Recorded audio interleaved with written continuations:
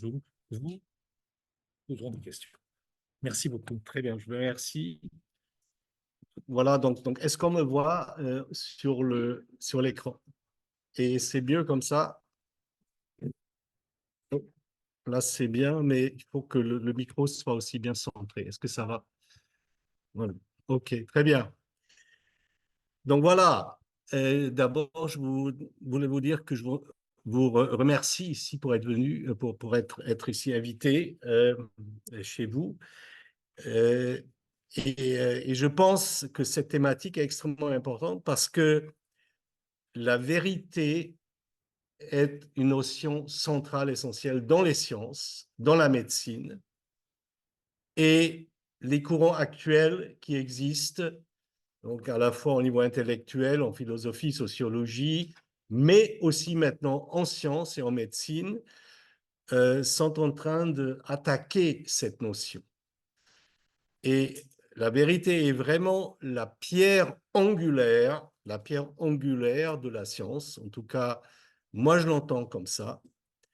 Et je vais vous donc expliquer un petit peu donc pourquoi c'est si important. Donc, en donnant d'abord un exemple de vérité concrète, factuelle, et ensuite de vérité qui est plus la vérité éthique, etc., vers où une société doit aller. D'accord? Voilà. Donc là, si on regarde un peu la vérité et on regarde le Merriam-Webster, on voit un certain nombre de définitions. Il y en a qui disent c'est l'ensemble des choses, événements des faits réels, un jugement, une réalité fondamentale et spirituelle transcendante, un jugement, une proposition, une idée qui est vraie ou acceptée comme vraie, etc., etc. Mais dans cette liste, on voit finalement deux choses qui émergent. C'est la vérité qui est une propriété d'être en accord avec un fait ou une réalité. Et vous voyez, on va aussi en vérité, conformément aux faits. Mais d'autre part, il y a une autre notion qui est aussi une réalité fondamentale ou spirituelle transcendante. Donc on voit très bien qu'il y a deux types de vérités. Et ces deux types de vérités ont été clairement définis par David Hume, qui est un philosophe donc anglais, anglo-saxon, qui a finalement défini la vérité, ce qu'il est, c'est-à-dire la vérité factuelle, et d'autre part, la vérité descriptive ou métaphorique, éthique, ce qui devrait être. Et Hume a appelé ça is pour la première et ought pour le deuxième. Et moi, j'appelle ça vérité 1.0 et l'autre vérité 2.0. Si on regarde maintenant la vérité 1.0, c'est-à-dire ce qu'il est, ce qui est factuel, il y a évidemment des stratégies pour définir, pour déterminer plutôt cette vérité factuelle qui est basée sur des hypothèses et des données qui sont mises à l'épreuve. Ensuite, il y a des méthodes spécifiques qui existent pour acquérir cette vérité factuelle. Il y a également l'aspect de fluctuation de la vérité au cours de l'histoire, parce que ce qui est vrai à une époque n'est pas vrai à une autre, etc. Donc, cette vérité peut évoluer ou pas évoluer, donc il y a les deux.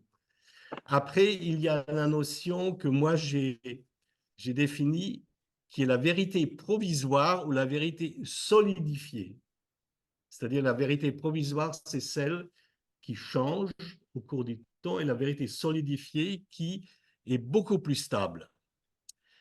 Causalité et vérité, l'aspect extrêmement important. Certains ont cru définir la vérité comme l'établissement de la causalité, ce qui n'est pas 100% vrai.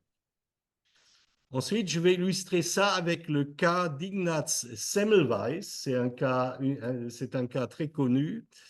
Et vous allez voir, ce n'est pas uniquement le lavage des mains.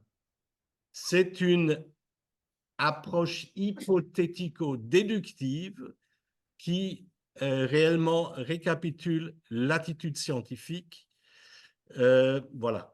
Après, il y a des biais cognitifs et le relativisme scientifique, mais sur ces deux derniers, je ne vais pas en parler. Stratégie pour déterminer la vérité ou l'objectivité dans les sciences biomédicales. Donc, il y a deux approches globales. Il y a une approche qui est basée plutôt sur des hypothèses, c'est-à-dire on formule des hypothèses, on les teste ensuite sur le plan empirique. Et d'autre part, elle est basée sur des données, c'est-à-dire on fait du criblage, par exemple, génomique, donc très large, non biaisé. Et ensuite, on regarde des régularités, irrégularités. En fonction de ces régularités, irrégularités, on pourrait éventuellement faire des hypothèses et les tester, etc. Donc, il y a un point de départ qui est différent.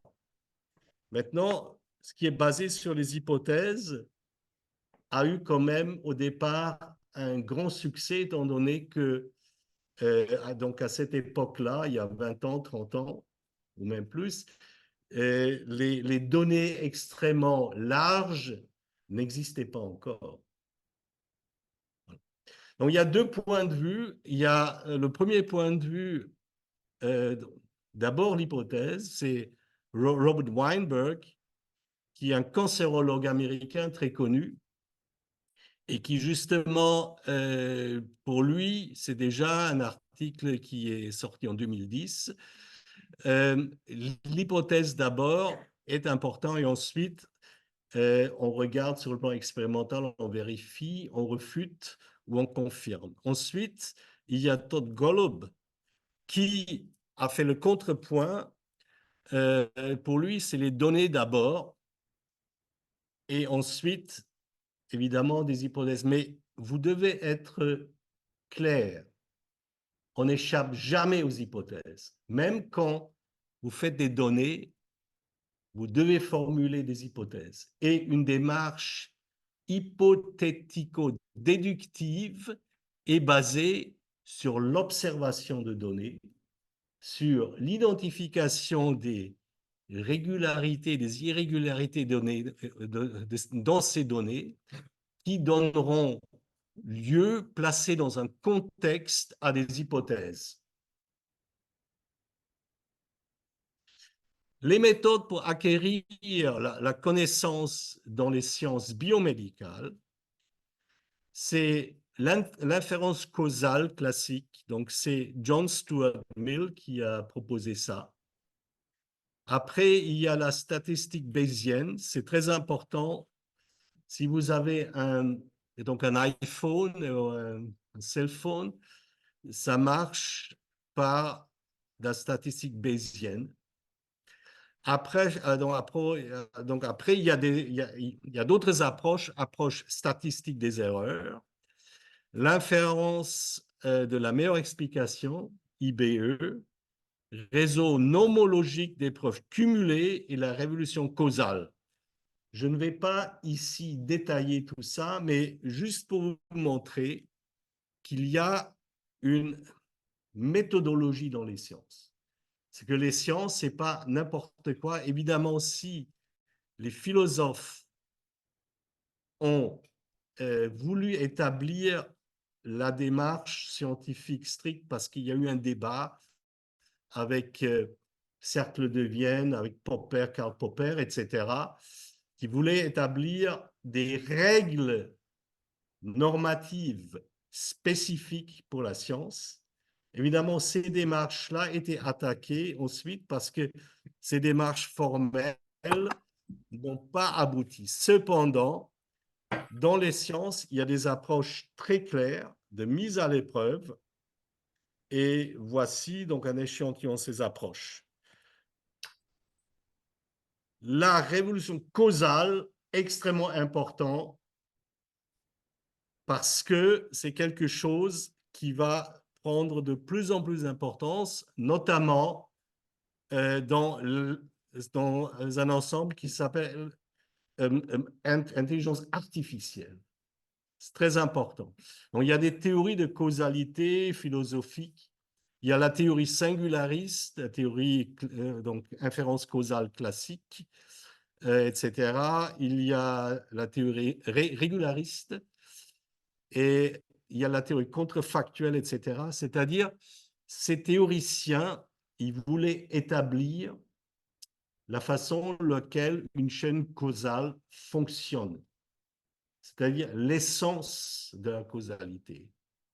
Est-ce que c'est uniquement quelque chose quand un événement A ou un événement B arrive, quelque chose de statistique, donc une fréquence, une association dans laquelle on ne parle pas d'interaction physique, organique réelle, ou est-ce que, par exemple, comme Fair et Armstrong diraient, que finalement, c'est une interaction précise entre un événement ou un objet A et B.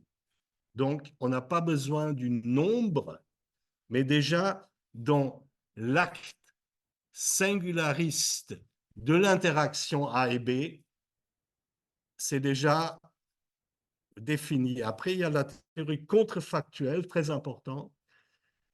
Le contrefactuel, c'est-à-dire ce qui ne arrive pas. Donc, quand il y a par exemple un événement A et B, et pour lier l'événement A et B, il faut imaginer ce qui va se passer avec B si A n'est pas présent. Donc ça, c'est le contrefactuel. Et le contrefactuel est très important au niveau intelligence artificielle. Et la révolution causale a donné lieu à des méthodes. Il y en a une méthode extrêmement importante que moi, j'applique moi-même, parce que je travaille sur cet aspect-là. Je veux donc établir les liens causaux de toutes les interactions dans le micro-environnement des tumeurs. C'est un aspect, et là, il y a des méthodes, des procédés formels avec des équations, donc on peut établir ce qu'on appelle les graphes acycliques avec des probabilités entre les différents objets. A, NV, B, C, etc. Et donc, il y a des probabilités. Donc, moi, je suis en train de travailler sur ces aspects même. Donc, Judah Pearl, c'est un des fondateurs de cette approche-là. Et ensuite, il y a le fromage causal aussi, parce qu'on peut représenter la causalité comme une causalité nécessaire ou suffisante. Ce qui est suffisante, c'est-à-dire une cause par elle-même. Mais une cause nécessaire n'est pas une cause suffisante. Elle peut faire partie d'une cause suffisante. Et c'est pour ça qu'on peut créer un fromage causal avec des causes qui, lui, le fromage causal est une cause suffisante, mais il est composé par des causalités nécessaires. C'est très important à comprendre. Voilà. Ensuite, on va aller un peu plus rapidement maintenant. Il y a les chemins vers la vérité solidifiée. Donc, dans la recherche, et puis essentiellement au niveau historique, il y a des fluctuations, des incertitudes. Il y a des époques où il y a la stabilité et des certitudes qui peuvent être soit vraiment permanents ou seulement transitoires. Et cela peut être suivi par de nouveau une fluctuation et une incertitude, de nouveau une restabilisation, etc., et tourner comme ça sous une forme de spirale pour acquérir la connaissance. Pardon, voilà. Les vérités solidifiées maintenant, qui sont assez permanentes, je dirais très permanentes, c'est par exemple la théorie cellulaire de Schleiden-Schwann, la théorie des germes, le système de circulation sanguine, oxygène et respiration énergétique cellulaire, l'ADN comme substance de l'hérédité, l'ARN messager comme intermédiaire instable pour la synthèse de protéines. Si ces vérités-là ou ces objets étaient relatives et révisées, toute la biologie tombe. Il n'y a plus rien. Théorie cellulaire, vous vous imaginez que la théorie cellulaire ne soit plus admise. Il se passe quoi? Donc, les relativistes devraient faire un petit peu attention à ce qu'ils disent. Donc, il y a des vérités solidifiées.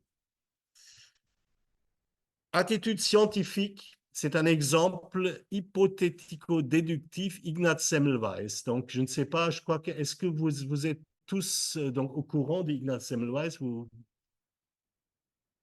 Non, vous n'êtes pas au courant. Donc Ignaz Semmelweis était un médecin hongrois, un obstétricien qui a travaillé à Vienne. Et à Vienne, il a observé la fièvre puerpérale dans, dans un même hôpital. Il y avait un département A et département B où les femmes accouchaient. Et dans un des départements, il y a une fréquence de mortalité très élevée et dans l'autre plus faible. Manque de chance, où il y avait la mortalité élevée, c'était des médecins qui examinaient les femmes. Dans l'autre, c'était des sages-femmes. Le problème était que les médecins, tous les matins, et c'est une époque où l'antisepsie, la théorie des germes, n'existait pas. On n'avait aucune notion. Il y avait les théories des miasmes, que tout c'était, la fièvre puerpérale était quelque chose qui, c'était des vapeurs qui traversaient des murs, etc. Et donc des théories loufoques, totalement loufoques. Et Semmelweis a comparé ça. Il a fait une analyse systématique en mettant à l'épreuve les choses et pour arriver à un lavage des mains des médecins parce qu'il a pu déduire qu'il y avait des substances putrides qui étaient transférées des doigts des médecins quand ils disséquaient les cadavres chez les femmes.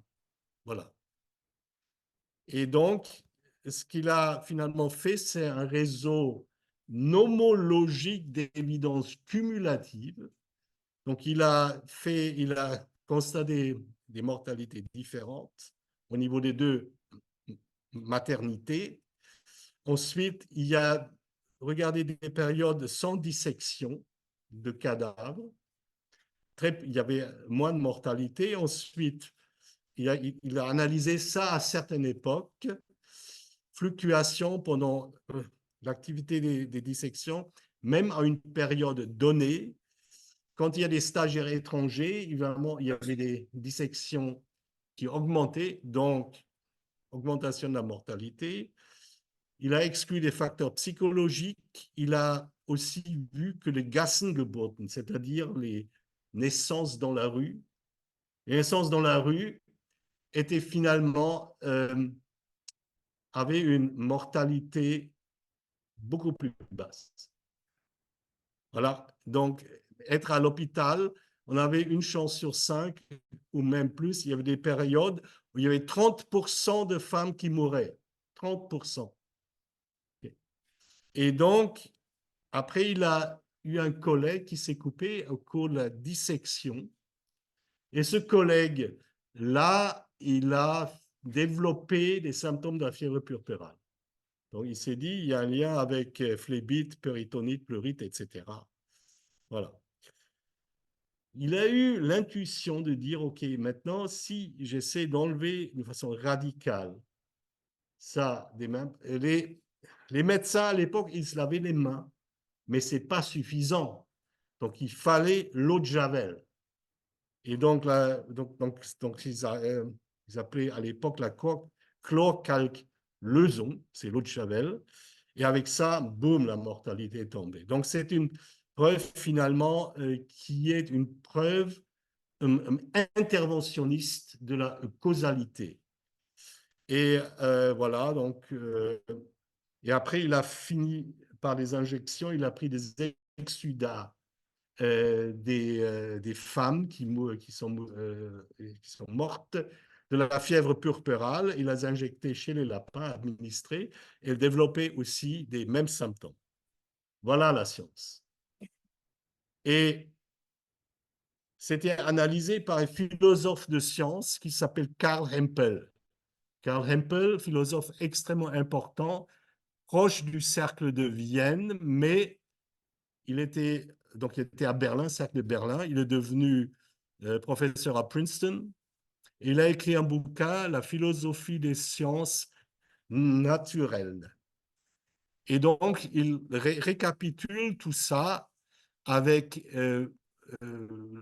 donc vraiment la manière hypothético-déductiviste de Semmelweis qui cite comme exemple. Et en fin du compte, il y a deux cas. Il y a dans le cas où vous avez une hypothèse que vous croyez vraie et vous faites donc un test pour infirmer, confirmer l'hypothèse. Quand le test n'est pas vrai, il ne concorde pas, à ce moment-là, on peut dire que votre hypothèse est très probablement fausse. Mais vous pouvez faire aussi l'erreur d'affirmer le conséquent. Ce que vous dites, l'hypothèse est vraie, et un certain nombre de tests sont vrais aussi. Et vous, juste vous cantonnez à ça pour apporter juste des preuves qui soutiennent votre hypothèse. Et ceci peut vous amener dans le mur. Et beaucoup de sciences qui juste confirment, essaient de confirmer et choisissent des méthodes qui nous conviennent avec des tests qui confirment notre hypothèse peuvent aller dans le mur et peuvent être entièrement fausses. Il y a des articles entiers de sciences qui sont fausses, qui sont basés justement sur cette erreur d'affirmer le conséquent. Voilà. Donc, juste pour vous donner un petit peu un aperçu de ce que c'est la science et la science d'une manière factuelle. Maintenant, point 2, vérité 2.0, donc c'est-à-dire ce qui doit être pour David Hume ought.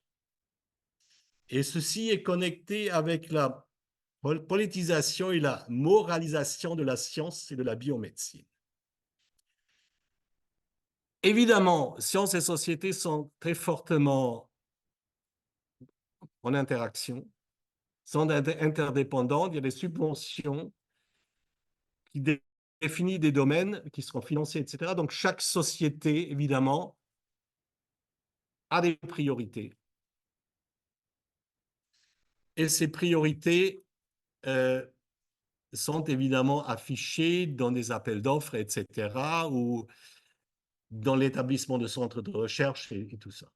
Ce qui est tout à fait normal et convenable. Mais la pénétration idéologique motivée par l'activisme politique est totalement différente. Donc vous avez un lien, je dirais, sain entre société et science, et vous avez un lien malsain entre société et science. Et l'élément qui joue dans ce cas-là, c'est les valeurs. On entend quoi par valeur? Les valeurs, c'est tout ce que on donne, donc on a dans une société vers lequel on veut que la société évolue. Et il y a les valeurs de base qu'on appelle les valeurs épistémiques, donc du savoir, les valeurs de la connaissance. Une valeur essentielle, acquérir des connaissances, c'est quelque chose de bien. Et la vérité est la valeur fondamentale de la connaissance. Donc voilà des valeurs épistémiques qui sont la base, je dirais, de notre science et de notre recherche, à la fois en sciences fondamentales et appliquées. Ensuite, il y a des valeurs sociétales. Et là, le terrain devient plus glissant.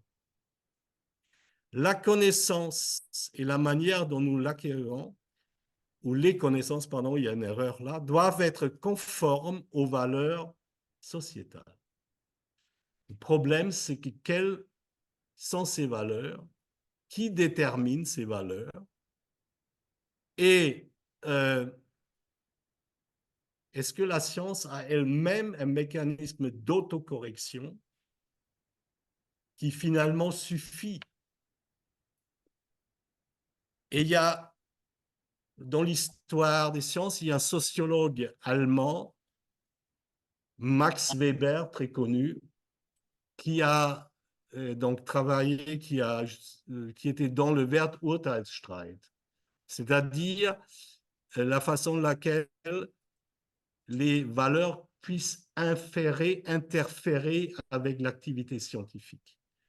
Et pour lui, c'était clair quand on va devant des étudiants, quand on enseigne des étudiants ou d'autres personnes, on laisse cela à la porte d'entrée.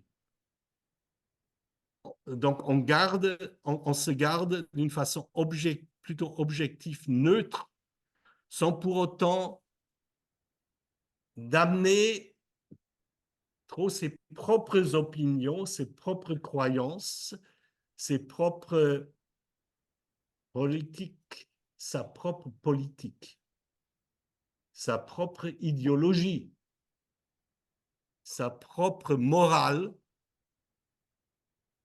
que je crois être ma morale. Mais peut-être ma morale n'est pas la morale des autres. Voilà. Et là, il y a vraiment un grand débat qui existe déjà depuis 20 ans au moins. Mais il y a Kevin Elliott, c'est récent, je l'avais invité à Bordeaux même. Je l'avais invité il y a 4 mois à Bordeaux parce que j'ai lu son livre, j'ai dit, je ne suis pas d'accord avec toi, mais je vais t'inviter. Parce que c'est important de discuter avec des gens qui ne sont pas de votre avis.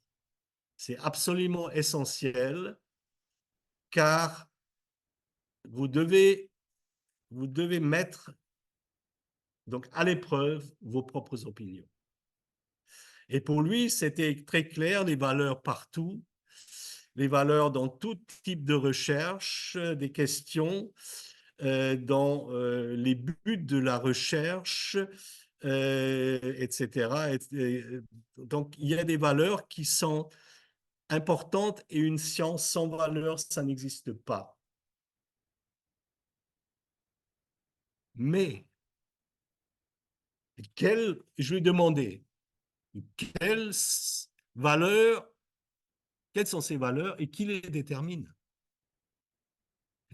Quel type de recherche est autorisé ou interdit? Comment on distingue la science que nous devrions faire ou la science que nous ne devrions pas faire?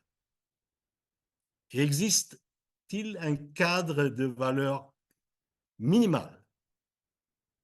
Voilà des questions et je lui dis, vous allez définir donc déjà des valeurs a priori dans l'état de votre société, dans l'état la société se trouve actuellement. Et cela peut changer, ça peut évoluer. Comment vous le faites? Parce que il y a les valeurs, il y a la croyance, il y a les valeurs, la relation entre la morale, ce qu'on appelle la moralisation. Avec ça, on peut arriver à la cancel culture. C'est-à-dire si on n'est pas d'accord avec quelqu'un, au effacement de l'autre opinion. Et ensuite, valeurs et idéologie, parce que les valeurs peuvent évoluer vers une idéologie. Et l'exemple, donc ça c'est déjà un livre plus ancien, mais c'est réactualisé maintenant avec ce débat entre valeurs. C'est Hélène Longino.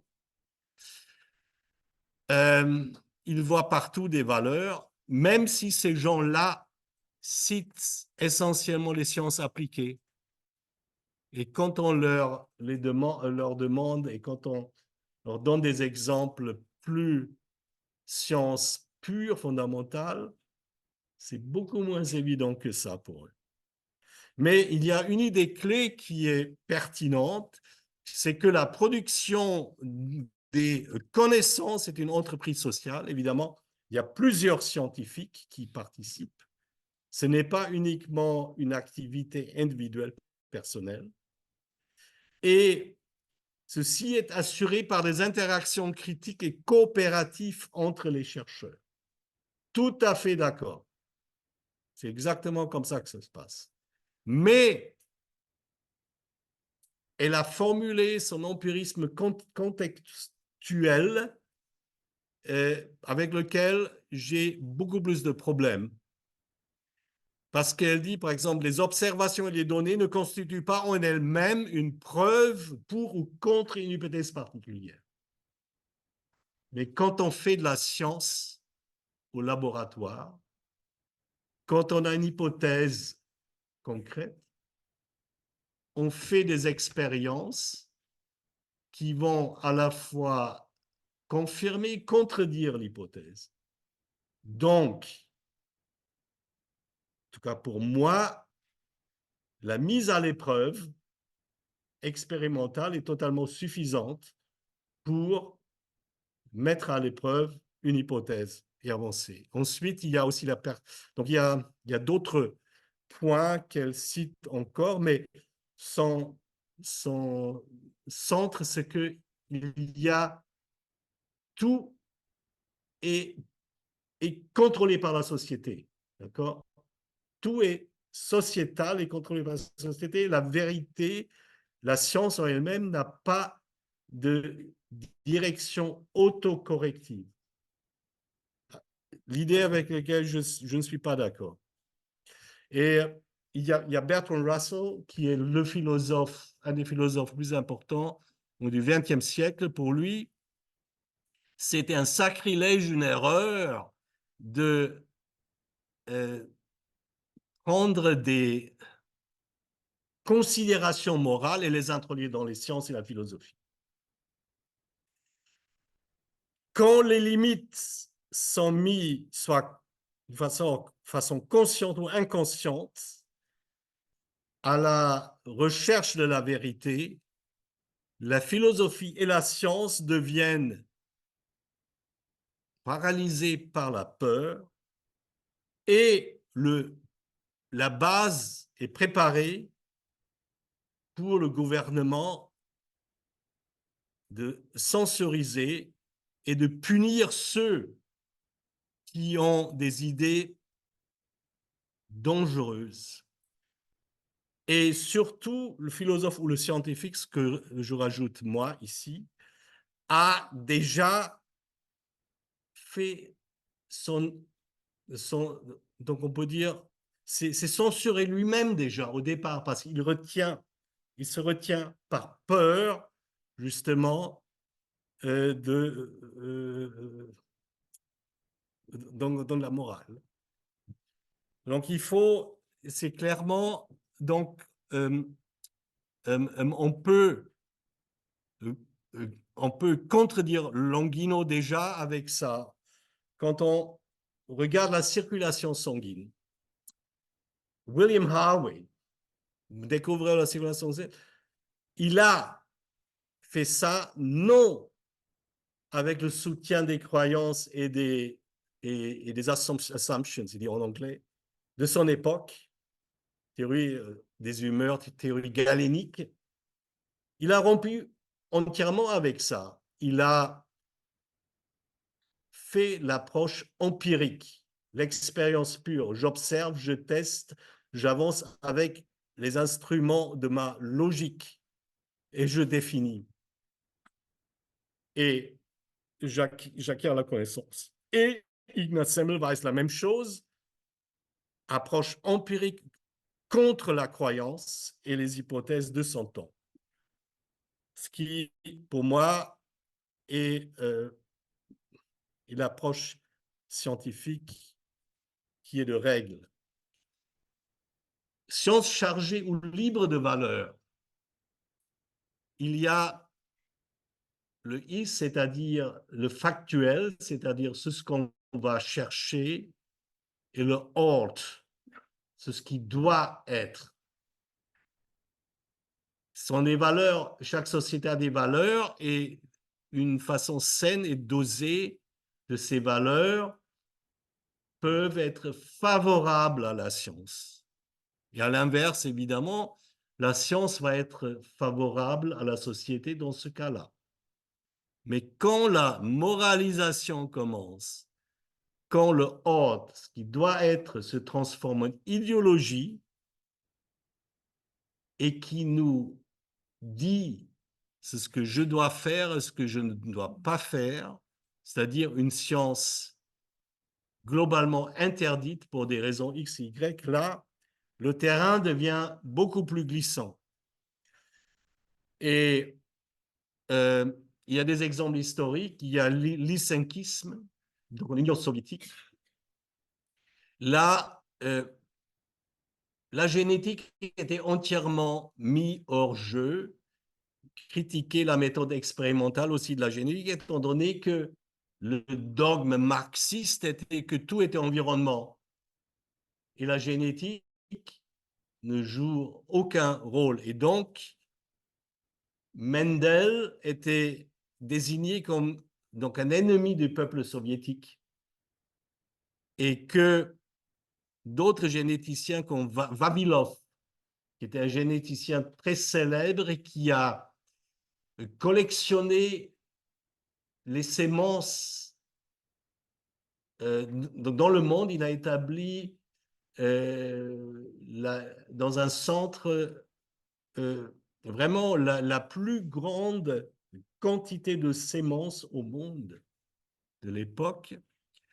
Bon, lui est allé en prison, il est mort en prison sous la torture, et d'autres généticiens étaient déportés dans le goulag, etc. Donc voilà quand l'idéologie, quand les valeurs deviennent moralisation, puis idéologie. Et les nazis, ensuite aussi, c'est l'autre exemple. Il y a deux physiciens prix Nobel, Philippe Lenard et Johannes Stark, prix Nobel 1905, prix Nobel 2019. Non, non, c'est pas 2019. Prix Nobel 1919, pardon. Voilà, j'ai inversé ça. Donc, c'était des personnages qui voulaient une physique germanique, une physique qui est déjuifée. Parce que les juifs, c'est une physique qui n'est pas une physique allemande, qui n'est pas une physique réelle. Albert Einstein, la relativité, c'est une théorie juive. La mécanique quantique, évidemment, c'est des juifs et même des Allemands comme Max von Laue, Arnold Sommerfeld ou Werner Heisenberg, qui sont restés en Allemagne, étaient traités par ces gens-là comme des juifs blancs de science. Donc, vous voyez, quand les valeurs deviennent idéologie politique et sont appliquées, vont rentrer, être appliquées dans la société, deviennent la politique de la société, à ce moment-là, vous arrivez à des situations comme celle-ci. Donc, quand l'idéologie est promue par les intellectuels ou des savants, la société est un danger mortel. Et Julien Benda, 1927, la trahison des clercs, il a analysé l'époque. Donc, les clercs, c'est quoi? Les clercs, c'est toutes les personnes qui travaillent dans la sphère intellectuelle. C'est à la fois les universitaires, c'est à la fois les écrivains, les journalistes, etc., etc. Quand tous ces clercs virent vers un bord idéologique et ne tiennent plus compte des réalités factuelles qui arrivent, à ce moment-là, ça devient une trahison. Et je vous conseille de lire ce livre-là parce que ça est un bon reflet de notre époque, sauf évidemment à l'époque, les universités étaient extrême droite. Par exemple, en Allemagne, toutes les grandes universités, Marburg, Tübingen, etc., tout ça, c'était extrême droite. Il y avait infiltration de nazis progressifs. Et le terrain était préparé par ces intellectuels. Dans la même veine, Robert Musil, écrivain proche du cercle de Vienne, über die Dummheit, de la bêtise. Il a défini deux types de bêtises. Une, c'est la bêtise, je dirais, des gens qui sont déficients et qui n'ont pas les instruments du raisonnement adéquat. Mais l'autre bêtise, c'est la folie même, c'est les gens qui sont très intelligents, mais qui, pour des raisons diverses, ne vont plus dans la vérité, ne regardent plus le factuel, mais se conforment à une idéologie. Et donc, il y a un philosophe anglais qui est maintenant professeur émérite à l'Université de Genève, Kevin Mulligan, qui a très, très bien analysé cela. Il a fait justement un article très intéressant, Anatomy Foolishness, entre 1927 et 1937. Il discute en détail justement Julien Benda et aussi Robert Musil. Et ce qui est intéressant, ce qu'il dit là, réellement Benda donc, a noté que la trahison des clercs, dans les 50 ans qui ont précédé 1927, donc n'était pas seulement une sorte de fashion, mais sera suivi par des mouvements contraires, mais qui vont exprimer la même chose. Et on a ces mouvements eu en France et en Europe et partout dans le monde. Postmodernisme, par exemple, le postmodernisme, qui justement joue à la suspicion des valeurs, donc de la vérité, et qui sont des descendants directs de la tradition qui est accusée par Benda et Musil. Et une conséquence immédiate est finalement de caractériser ces gens-là, ces postmodernistes, le mouvement comme folie cognitive et ceux qui le propagent aussi comme fou. Donc voilà, c'est vraiment un article très intéressant. Si vous avez la chance de le lire, je vous le conseille. Maintenant, anatomie de la folie actuelle et la pénétration idéologique. Cette anatomie de la folie actuelle a trois branches.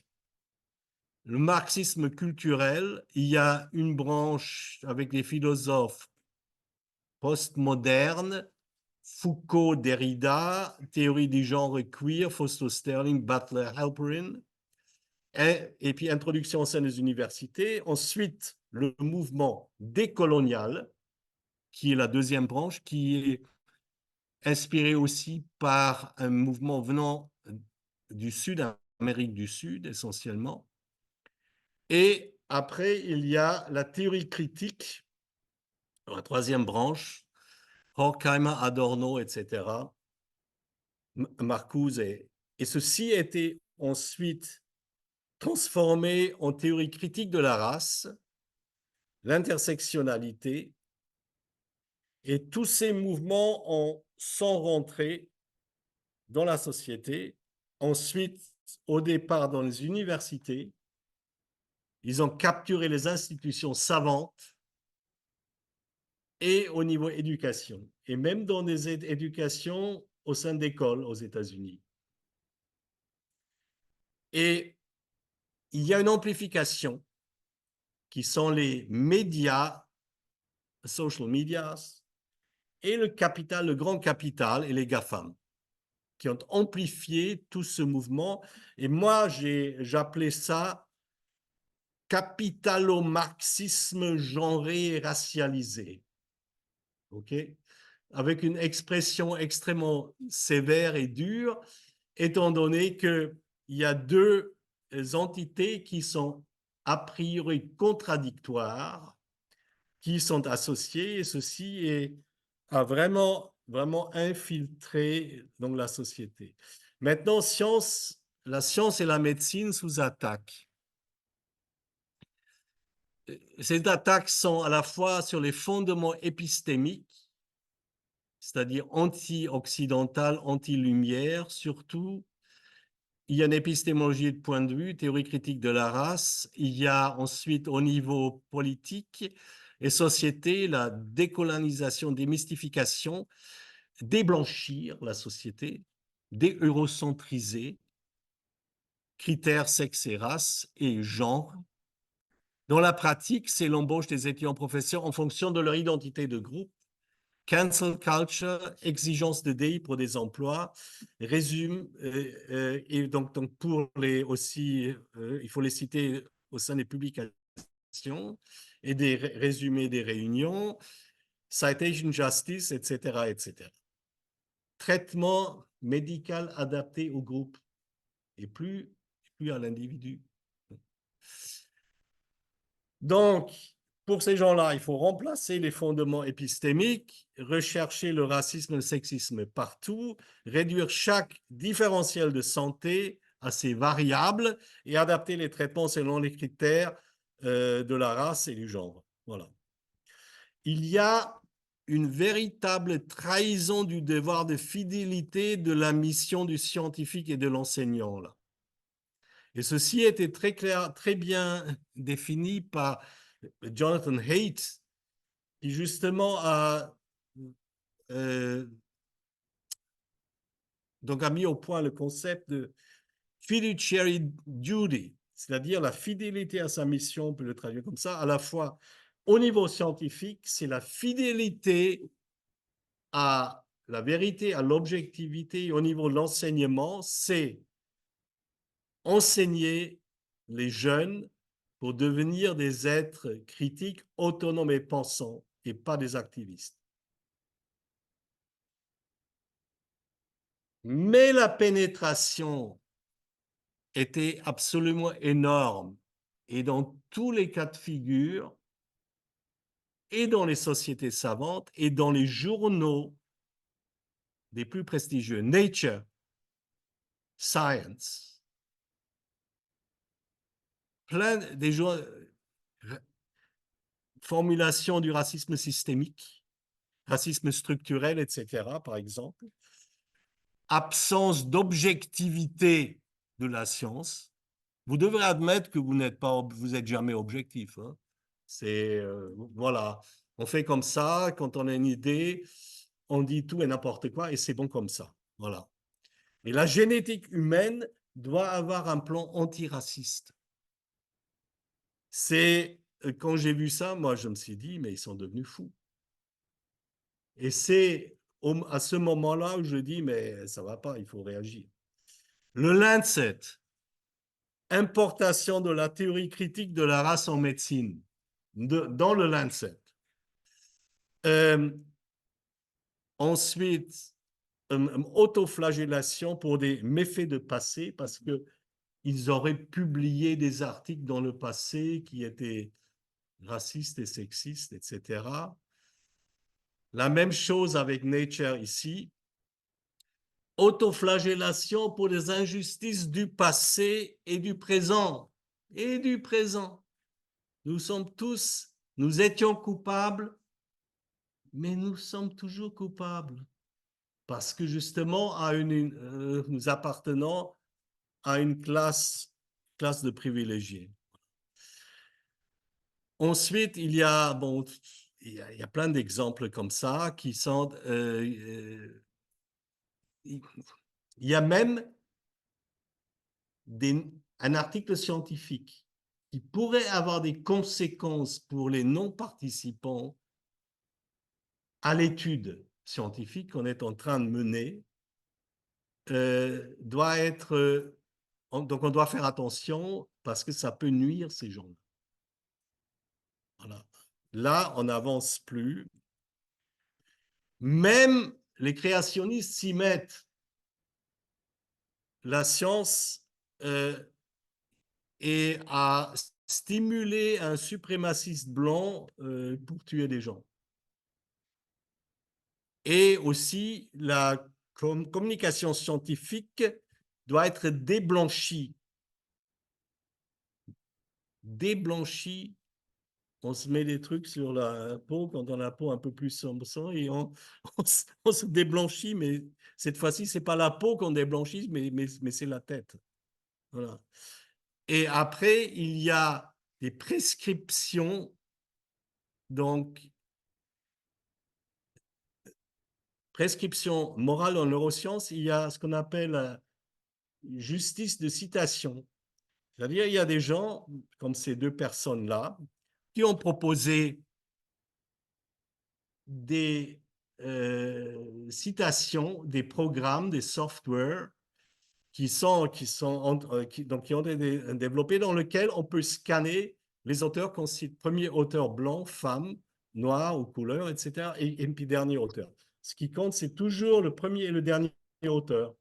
Et maintenant, l'intelligence artificielle est arrivée à un point, elle peut faire ça, ces programmes existent et vous pouvez les consulter. Et ça, c'est une aberration la plus totale, ce qu'on appelle citation justice. Ensuite, donc cette citation justice, c'est un autre article là. À la fois, ils introduisent dans la science des concepts d'intersectionnalité aux théories critiques de la race dans les meilleurs journaux. Kimberly Crenshaw, intersectionnalité, c'est-à-dire la race et le sexe ou le genre. Donc, quand vous êtes une femme noire, quand vous êtes femme noire aussi handicapée, etc., vous avez un statut de victime plus importante, de victimologie. Et donc, ça, ces caractéristiques-là peuvent être mis en évidence et vont faire poids dans la citation d'articles scientifiques. Après, il y a Citation Diversity Statement, c'est-à-dire à la fin, il est proposé même par Nature et aussi Elsevier de faire une sorte de paragraphe à la fin de l'article qui dit la façon de laquelle on a contribué à la diversité, équité, inclusion. Ce qui n'a rien à voir avec la science qu'on fait. Vous travaillez sur un gène X ou Y donné et on vous demande à la fin de faire ça. C'est fou. Et on voit tous ces dans les journaux même de physique plutôt. L'histoire des sciences d'une chasse objective à des vérités inéluctables, à des vérités permanentes, pardon, qui est conduit par un génie seul, a des effets très pernicieux, non seulement pour ceux qui aspirent à la science, mais pour des scientifiques qui sont déjà bien établis, mais qui viennent des minorités. Des bêtises de cette nature sont publiées dans les journaux scientifiques. Maintenant, il y a la pénétration idéologique dans l'enseignement et la pratique médicale. 58 des 10 centres donc les plus importantes aux États-Unis en la théorie critique de la race. Ensuite, il y a des associations étudiantes, White Coats for Black Lives, qui est une association étudiante qui se transformait en activiste avec évidemment aussi un point de vue extrêmement antisémite et anti-israélien. Après, il y a des personnes qui sont mises à la tête d'organisations comme cette personne, Michel Morse, qui est imprégné de CRT, donc de Critical Race Theory, et elle dit le racisme est le facteur de risque et non la race. Nous devons considérer la race pour le racisme pour avancer l'équité et que donc, pour le Covid sévère, c'est le racisme le facteur essentiel et non la race. Et donc, il y a d'autres, il y a par exemple des AMA, American Medical Association. Voilà. Ils ont fait une Prioritizing Equity, Critical Race Theory, Intersectionality. American Medical Association. Voilà.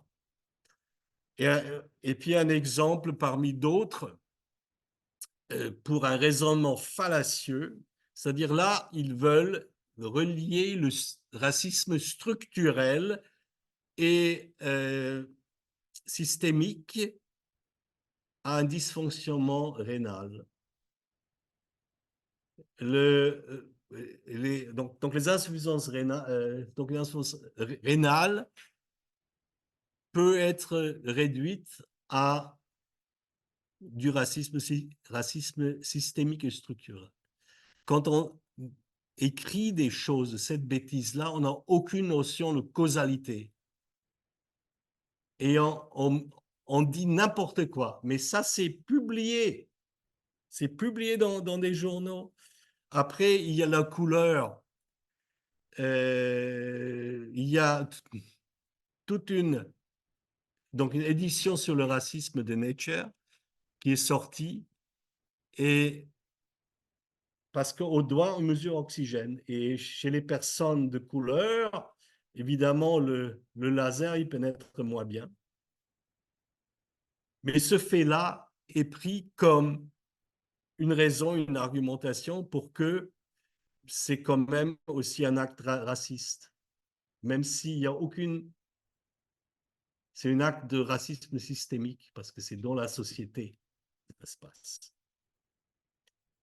C'est bizarre. Et après, il y a avec l'Empire britannique accusé de tous les maux, même s'il y a eu des maux. C'est aussi dans la même, dans le même journal. Et Afrochimie, maintenant, c'est un cours qui est sorti. Rice University, la chimie se transforme en instrument idéologique dans lequel on veut utiliser des outils de la chimie. Il faut être fou pour faire ça, mais c'est fait, c'est écrit. On utilise les outils de la chimie pour comprendre la vie des Noirs aux États-Unis. On devient, c'est le vice, on amène au vice cognitif. C'est du vice, purement vice cognitif. C'est de la folie. Et Richard Horton, donc j'ai encore, donc dans 3 minutes, c'est bon? Oui. Richard Horton, qui est éditeur-in-chief, qui est vraiment extrêmement engagé dans les justice, social justice movement et tout ça. Donc, il cite Gramsci, Antonio Gramsci, qui a fait partie en partie donc du cercle de Francfort, école de Francfort, là, de la théorie critique, mais qui est mort donc en prison, donc en Italie. Mussolini l'a mis en prison et puis il est mort là, mais il a écrit des cahiers abondants. Et donc, la thèse était, il faut, étant donné que le marxisme, la révolution ne peut pas arriver par elle-même, il faut faire la longue marche dans les institutions, à travers les institutions. Donc, toutes les institutions, il faut les capturer. Il faut les institutions culturelles, politiques, etc. Donc, c'est la longue marche. Et moi, je lui ai répondu très clairement que à tout ce que donc son argumentation était absolument erronée. Publier ça dans un des meilleurs journaux au monde de médecine est un scandale et qu'il devrait mieux s'abstenir à faire des choses comme ça et continuer à publier la recherche médicale de haute qualité. Ces opinions-là, c'est la trahison des clercs. Là, vous avez la trahison des clercs, vous avez Julien Benda direct. C'est vraiment Richard Horton, c'est un traître à la science. Évidemment, Paul Broca était très critiqué, mais heureusement. Donc, je vais vous quand même à la discussion donner de l'espoir. Parce qu'il y en a. Il y a de l'espoir. Mais, par exemple, Paul Broca, c'était à l'époque un progressiste plutôt, mais évidemment, son époque avait des idées eugénistes et sexistes. Maintenant, il est raciste, sexiste. Et donc, ces raisonnements du présentisme, c'est-à-dire l'état actuel des valeurs qui étaient instaurées dans nos sociétés, on juge des gens 100, 200 ans avant, qui vivaient dans une autre époque, et pour leur époque même, ces gens-là étaient des progressistes. Et ça, c'est un schéma extrêmement important parce que c'est la façon de laquelle l'entrisme dans les institutions fonctionne. Il y a des dispositifs de renforcement idéologique.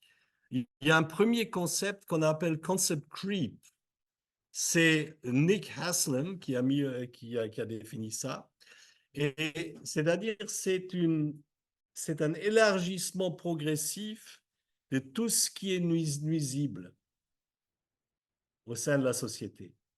Et donc, on va élargir comme ça sur des choses qui, à une époque, étaient absolument anodines. Il n'y avait rien. Ça, c'est le premier. Ensuite, la contamination psychogène et le comportement de troupeau. Troisième, équivoque stratégique, on appelle ça aussi Mott and Bailey. C'est-à-dire, on amène un argument qui est anodin, mais derrière, on a tout à fait autre chose. Et finalement, quand les gens crédules acceptent le premier argument, on sort après l'autre et on dit, ah oui, mais ça aussi vient avec. Et donc, il y a des revendications crescendo, clarité morale, sécurité épistémique, c'est bien, on va finir là. Mais la bêtise et le vice cognitif est en contre et finalement contrebalance. Voilà, donc ça, il y a plein de références là que j'ai écrit pas mal en général sur la méthode scientifique, la causalité également, sur l'histoire des vaisseaux sanguins, mais aussi sur la méthode scientifique et des articles comme par exemple dans la Frankfurter Allgemeine Zeitung ou dans Le Point, Le Figaro, etc. Et cet article-là est important, défense du mérite dans les sciences. Donc, nous, on avait écrit avec 29 scientifiques, dont 4 prix Nobel, euh, article qui était très critiqué à un moment, mais on s'est bien défendu, donc ça vaut le coup de le lire parce que c'est vraiment la défense du mérite dans les sciences, notion qui est attaquée actuellement très sévèrement. Et évidemment, on ne peut pas sortir du mérite, étant donné que j'étais reviewer à Cancer Research. Et ils disent quoi? Ces reviewers étaient très aidants pour déterminer le mérite des articles originaux. Donc finalement, tout ça, c'est un leurre. Hein? Donc c'est finalement, on ne peut pas faire sans. Hein? Et ça, c'est en France, pharmacienne maintenant donc, en langage inclusif. Voilà, un badge. Le mois d'inclusivité à Bordeaux, comme à Paris aussi. Vous avez, avec des manifestations que je dirais plutôt loufoques et une expérience personnelle, parce qu'on m'a annulé un cofinancement pour un symposium parce qu'il n'y avait pas assez de femmes dans que j'avais mis, mais j'avais mes raisons. J'avais mes raisons et que je disais tout simplement, c'est lamentable de focaliser sur l'identité de groupe. Il faudrait bientôt inclure un pourcentage de minorités ethniques et religieuses, etc., pour, euh, pour proposer donc un symposium. Les mots de la fin pour donc Bertrand Russell.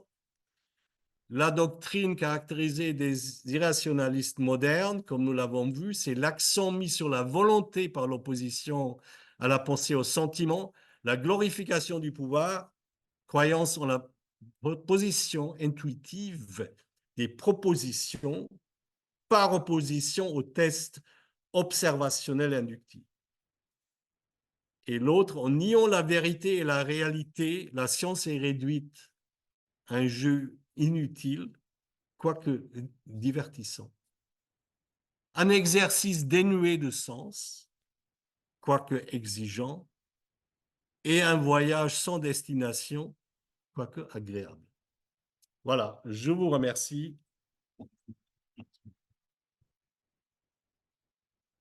Et juste pour, voilà, donc j'organise un symposium à Bordeaux le 17 juin sur sciences, société et valeurs, dans lequel un certain nombre de personnes vont intervenir, à la fois américaines, françaises et autres. Voilà. Merci beaucoup. Première remarque, on est quand même frappé par la puissance d'entrisme que vous décriviez dans votre